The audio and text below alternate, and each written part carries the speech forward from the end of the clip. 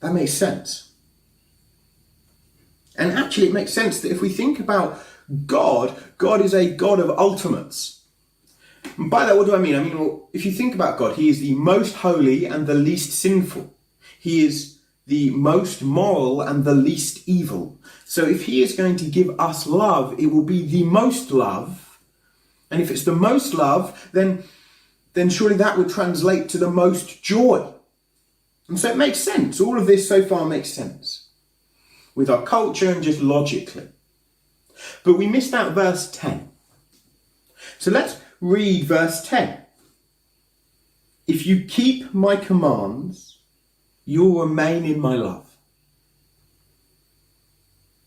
If you keep my commands, you'll remain in my love, just as I kept my Father's command and remain in his.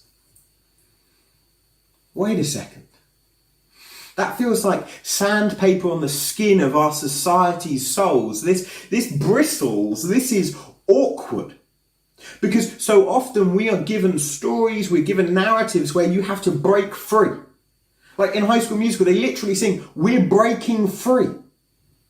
To find love, to find joy, you've got to break free from everyone's expectations. You've got to break free from all the rules. You've got to ignore your parents. You've got to ignore your friends. You've got to ignore it all so that you can pursue love, so you can get love, and so you can get joy from that love. And yet here, Jesus says, keep my commands. It bristles. It's awkward. It's painful, even. So then the question becomes, well, what are these commands? What is it that Jesus wants us to do to stay in his love? Well, verse 12 tells us, this is my command, love one another as I have loved you. Love one another. Now, when we say love, we often fall into this trap of seeing Jesus as a bit of a hippie, kind of sitting around a campfire with flowers in his hair and just saying, peace and love, guys, peace and love. But I don't think that's what he's doing. Because let's think about love for a second. In 1 Corinthians 13, it tells us that love is patient, love is kind, it is not self-seeking, it keeps no record of wrong, it does not envy, and it does not boast. It is not self-seeking. See, when you know someone does something truly loving, it's because they're doing something for others, where it doesn't gain them anything. To be truly loving is to be seeking out the good of others, not yourself. And actually, when we hear Jesus talk about commands, he's often referring back to the Old Testament. In actual fact, when at one point Jesus asked, what's the greatest commandment? And Jesus says that on 2 commandments does the whole law and the prophets hang. The first is to love the Lord your God with all your heart, mind, soul and strength. And the second is to love your neighbour as yourself. And if you think about the 10 commandments, they're really instructions to love. The first 3, to not worship idols, to not say the Lord's name in vain, to have no other gods before God, is about loving God. It's about treating God as he deserves to be treated, even though it can be inconvenient for you at times. It's about loving God. And then the next 7, about honouring your parents and not stealing and not murdering and not committing adultery, about loving others. It's like lying is sometimes in your self-interest. If you've got a flatmate and there's one piece of cake left and your flatmate says to you, is there any cake left? It is in your best interest to say no and then go and eat that piece of cake. But it is more loving to say, yeah, there is one more piece and actually it's yours. The whole of the 10 Commandments are about love. They're not rules and regulations to kind of beat you down and make you conform to some rules for no reason. They're a way to love others, to treat others well. It's all about love. It's a way of love. And then Jesus continues. He says, no Know this, no one has greater love than this, to lay down his life for his friends. Logically, this makes sense, right? So your base instinct is to be alive tomorrow morning. That's like your base level interest. Everything else grows out of that.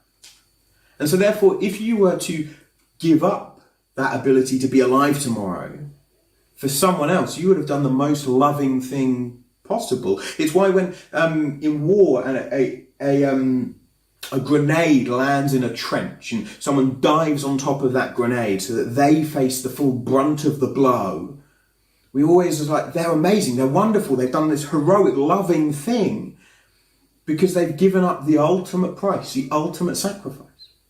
And the disciples don't realize it, but as Jesus says these words, they have so much power and so much poignancy, because in a matter of days, Jesus will be strung upon a cross and he will be dying. He will be dying for them.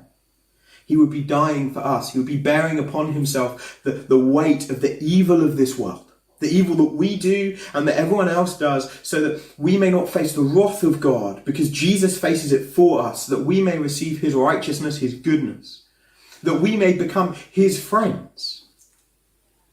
We receive his love. I think sometimes why those stories we were talking about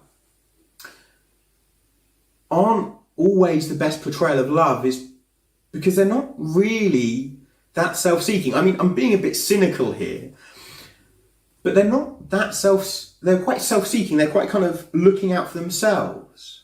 Think about it. In High School Musical, the two main people, they blow off their friends, they blow off their parents, they rearrange the times of some sort of weird science quiz and a basketball game and inconvenience everyone else just so they can perform in a musical and have some fun. And then they cling on to dear life to each other, but throw off everyone else, all so that they can feel some sense of joy and happiness. Or in Bend It Like Beckham, you've got the main girl, Jess, who basically becomes a real annoyance and pain and disruptive influence in her family when they're trying to deal with some big family wedding. Or in Romeo and Juliet, Romeo actually has a relative die. Like, he literally ends up causing a conflict which leads to the death of one of his family members. It's kind of profoundly selfish, and yet here we see a love story in which Jesus gives up his life in a truly self-sacrificial way. In a truly self-sacrificial way. Sometimes I think we get hung up on love stories as if they're somehow the ultimate display of love. And we start fooling ourselves thinking that romance is the most fulfilling love and the love which brings the most joy. I know that at times those of us who are single feel that, and at times those of us who are married can feel that as well. Where we start to think, if only I had the right boyfriend or girlfriend or spouse, then I'd feel happy, then I'd feel joy, then I'd experience the most love, the most joy. Or maybe you're married and you think, oh, well, if only I could somehow get this marriage to work a bit better and tweak a bit better, then I'd be happy, then I'd be fulfilled, then I'd get the most joy. And that's not to say that you can't find love or joy in marriage or relationships. It's just to say it's never going to fully satisfy. Because there's a sense in which you are searching that out to make yourself a bit happier. And yet Jesus here, he shows us true love. He gives himself up. And if we want to know that love, we're told here we have to love others. If we want to stay in that love, if we want to grab hold and hold on for dear life, we've got to love others. And I wonder how you're doing on that. I mean, this is a time when it's quite easy to show love to others. How are your neighbours doing? Are they all right? I mean, it might be a bit annoying to go out of your way and talk to them and you don't really know them and it's a bit awkward and it takes like 5, 10, 15 minutes out of your day, but maybe they'd really appreciate that. It's not about you, it's about loving, it's about showing others care and affection and blessing them. Or maybe you've got that friend who you know is a bit alone and it's a bit of a pain to talk to, but you know they don't have many people who they know. Maybe actually what you need to do is bite the bullet and give them a call. Maybe it's at work. There's a co-worker or colleague who just doesn't seem to get it, and they find everything a bit hard and a bit difficult, and it's just a bit of a pain. Well, maybe the loving thing to do is help. Yeah, sure, it might add 10, 15 minutes to your day, but help. Show love. It's not in your interest, but it's in theirs. Or one I've noticed recently, which may be because we're in lockdown and we can't see each other, so we can't have kind of normal conversations, and so certain things have migrated online. But we're currently living quite a fractious time. We had Brexit, and then we had that election, and then it all went quite a bit kind of politically at the beginning of coronavirus, but now everyone's arguing about whether we're dealing with it in the right way or the wrong way, and there's this person, and are they abusing their power or doing this or doing that, and everyone is getting quite kind of het up. And I'm not saying anyone's right or wrong, I'm just saying I wonder how we approach that, and about what we put online about it, and whether we're being really loving in those exchanges. Because, I mean, there's some like joshing, and I'm not saying anything about that, but at times I think the jokes and the humour and the comments can end up being a bit malicious, a bit rude. And if that person was standing right in front of you, I'm not sure whether it's particularly loving to say all those things that some of us want to put online. And I understand, it's frustrating, and you see things being done and you wouldn't do it like that, but I wonder if it's loving. Jesus talks about loving our enemies, and about if someone steals from you, then give him your cloak also. And if someone's hits you on the face, then turn the other cheek so they can hit that face too. So it's not in your interest to get hit again, but it's about loving others. It's about trying to help others, about trying to seek out others' good, and about trying to show that you care about them, and that you're not bitter or angry or holding resentment towards people. We're commanded here to love. Now you might say, okay, well, one of those political things recently has been the issues of racial injustice. Can we get annoyed about that? Can we get angry about that? Well, yeah, of course we can. Of course we can. And I'd say to those of us who, like myself, in a demographic majority, are very privileged in that regard, we need to be loving.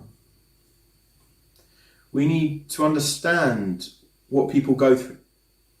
We need to be sensitive to others, because that's what being loving is.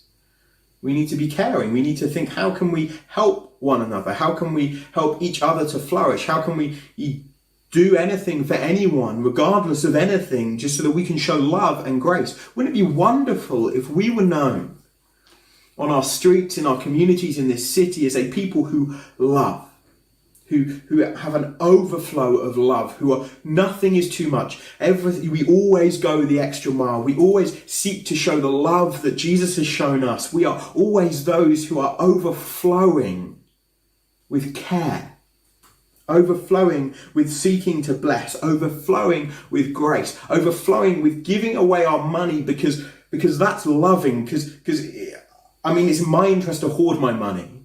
But why don't I give? Why don't I throw it all away to help others, to love others?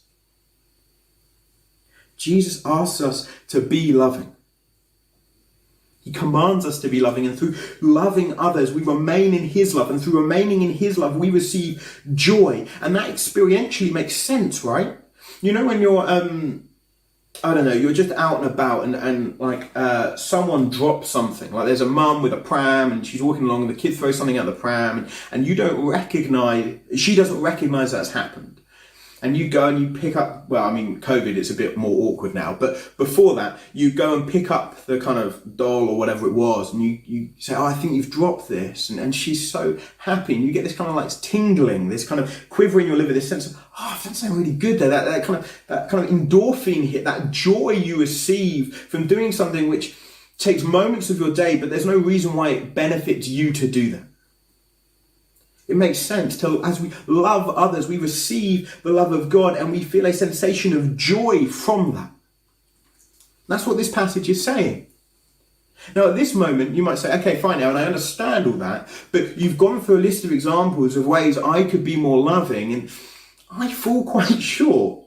I'm not that loving. I'm a bit bitter, to be honest.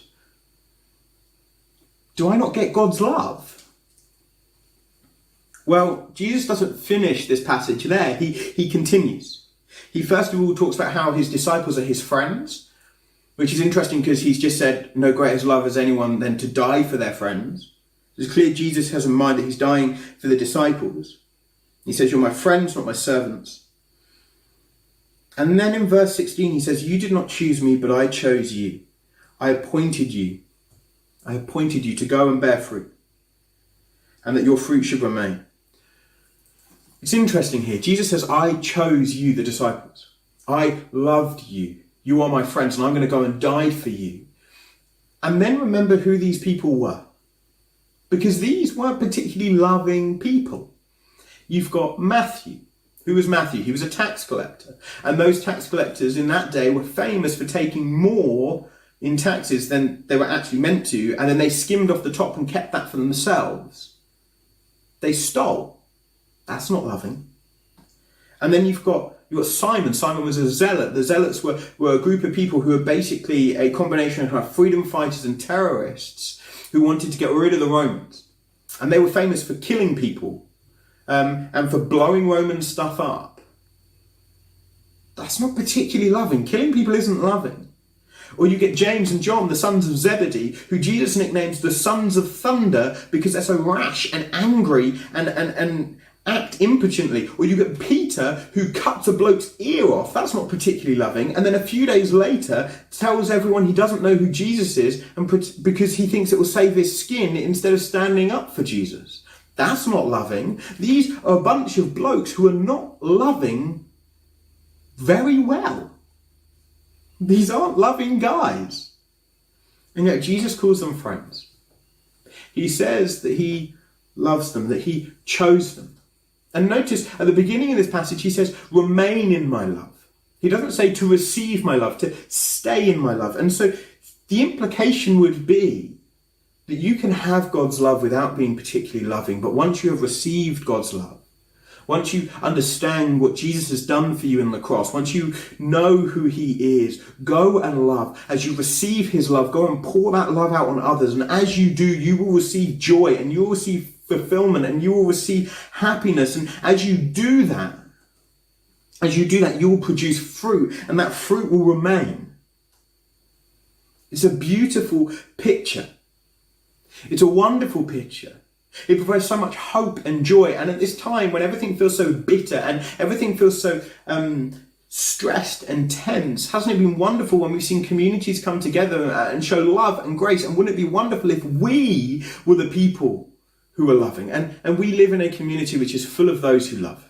And there are people who go out of their way amongst us all the time. And there have been so many wonderful stories, especially as things have got so tense and worrisome, where we've banded together. But wouldn't it be wonderful if we went even further?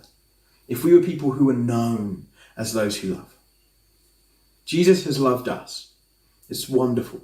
It's beautiful. It's amazing. It's such good news. He has loved us. Let's go and love others. I think this whole passage is best summed up in verse 17. This is what I command you. Love one another. Let's love one another. Let's seek out each other's interests over and above ourselves.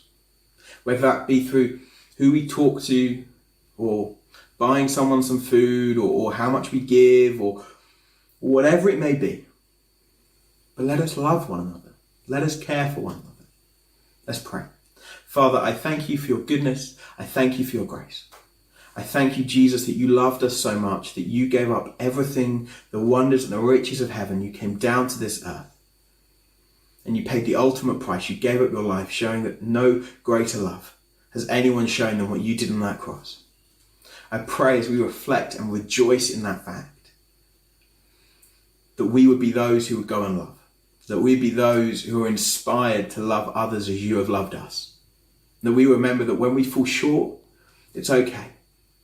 You still love us. You still chose us. You still appointed us. You still want us to bear fruit. And so as we remember that, would you inspire us to go and love again, to help others, to bless others, and to know your grace, your truth, your love, and your joy.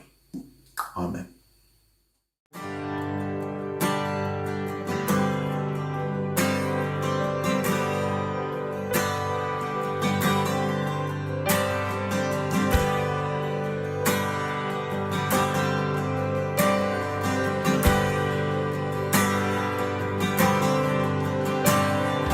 I've heard 1,000 stories of what they think you're like, but I've heard the tender whisper of love in the dead of night.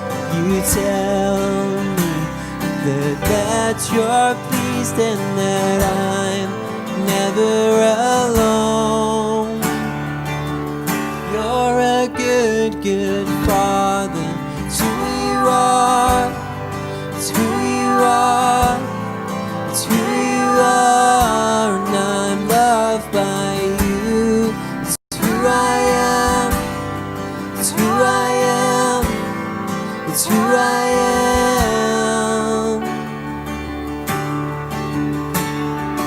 I've seen many searching for answers far and wide, but I know we're all searching for answers only you provide, because you know just what we need before we say a word.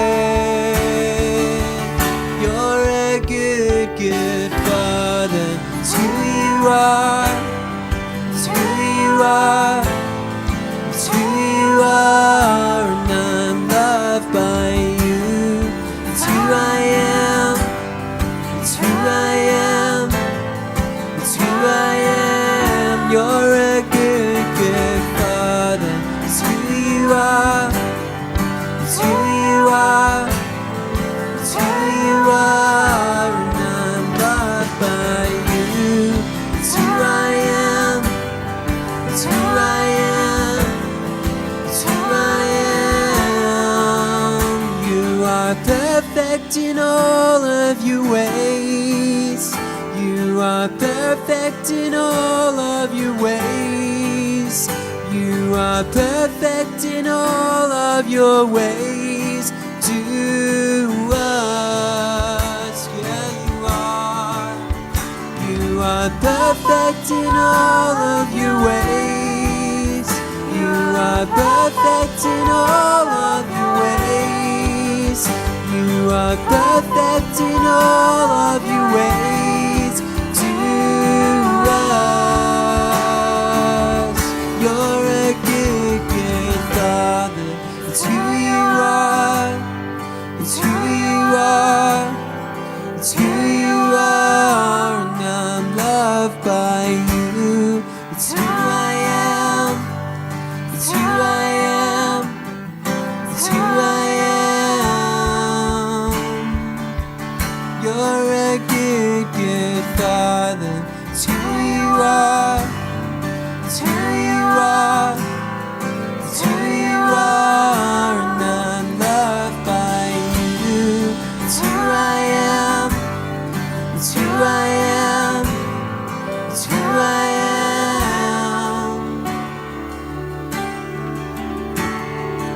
Love so undeniable, I can hardly speak. Peace so unexplainable, I can hardly think as you call me. Deeper still as you call me. Deeper still as you call me. Deeper still into love, love, love. You're a good, good Father. It's who you are. It's who you are. It's who you are. None but by you. It's who I am. It's who I am. It's who I am. You're a good, good Father. It's who you are. It's who you are. It's who you are. None loved by you. It's who I am. It's who I am. It's who I am.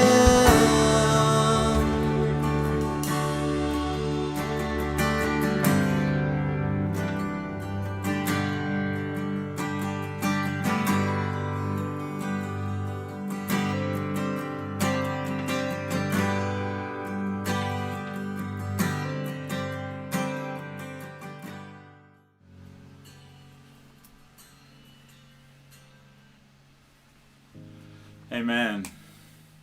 Well, sorry about the technical hitches that we experienced there. We lost power during what I believe is one of the most powerful and profound preachers into this topic of love. Perfect for the season that we're going into. So Aaron, thank you so much for the time that you took to compile that, to record that in amongst your busy work schedule. We are so blessed by that. And yeah, I think it's really significant for us as we move forward into this season. This week we got a phone call into the office by someone who just got released from prison that was after some clothes. He was released without any clothes, and we as a church were able to step out in love and meet him, and we got to chat to him and speak to him and pray with him. So just opportunities coming to us to enable us to love our community. But it's not just about the church office, it's about each and every one of us across this city. And interestingly, when we were transitioning the leadership team, my new role and leading the staff, I asked them, what would you like to be known as? What are you excited about for the future? And Daniel Marshall, our office manager, said, I'd love us to be known as a church that loves. Not a church that does this or does that, but a church that is love, shows love to one another around us. And so I think that was a prophetic word by Aaron. I think it would all be worth our while going back and listening to the full thing, which will be available on your podcast this week. I'll also splice the service together, and with Daniel we'll make sure that that's available for later on this afternoon as well. To end our service, we've got a farewell message from Tim and Liz. Tim and Liz moved to Winchester to start their next journey and their next season in life, as Tim has taken on this role as Director of Training, and is going to be doing that out of the base of Winchester, Hope Church Winchester, still within our network, still very much connected with us. I'm still going to be part of the hub that meet together with him, so they're going to continue to be very much in our lives, but obviously at a distance from what we're used to. So let me play that message, and then I'll lead us towards the end of our service.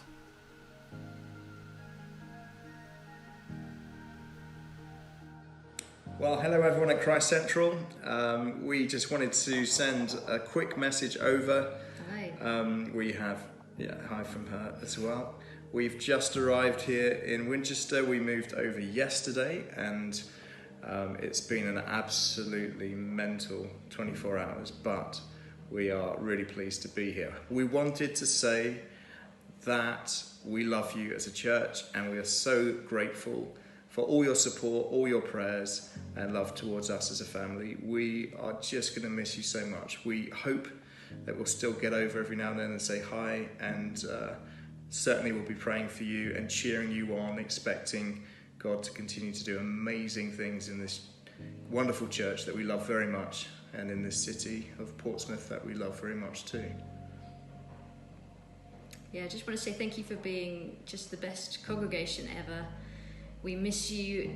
You're in our hearts. We love each of you so dearly, and we will continue to pray for you and to think of you often, and just pray for us that we can move on and get over you, and that we settle quickly here.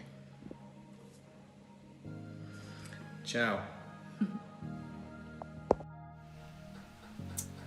So it's with obvious sadness that we see Tim and Liz leave this community which they love.